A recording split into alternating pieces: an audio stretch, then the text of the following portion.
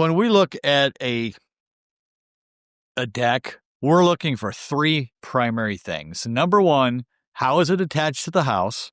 Two, is there any flashing between the board and the house? And three, do they have joist hangers? So let's start with number one, the ledger board attachment. If a deck is going to fail, and by fail, we mean fall.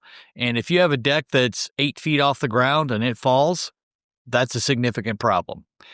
That leads to death, injury, fear, you name it, it's going to be a problem. So, ledger board. Ledger board is the board on the deck that attaches to the house. Now, there's a couple of ways this can be done. There's really only one way it should be done. And what should be done is it should have a direct attachment to the house. It should not be attached over siding. If we see a deck that is bolted to the house or nailed to the house over the top of especially vinyl siding, we know that was not done by a professional or at least someone that knew what they were doing.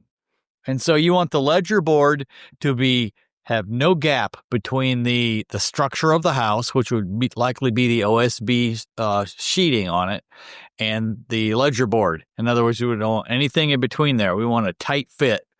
A deck should have a ledger board that is bolted to the house. Now, these are codes that have come into various jurisdictions in recent years. Some still allow nailing. Some might only have structural screws, that kind of thing. But we don't really necessarily go by codes. We go by safety. And we think that if you have properly sized bolts on your deck ledger board, you are going to have a much better chance of having a safe environment out there, no matter how many people climb on the deck, right? So first thing on a ledger board, one, how is it in contact with the house? Number two, what kind of bolts have they used on it?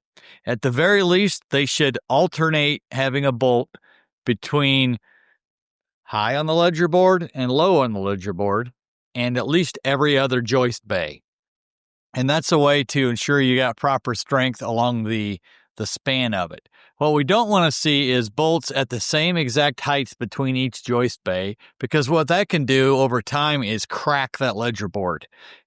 You know what happens if you put a bolt or even a nail sometimes in wood that just can't handle that. It will eventually crack it and create a problem and split the board in half. So on a ledger board, again, LEDGER, ledger board, we want that thing tight against the house and bolted. Number one thing.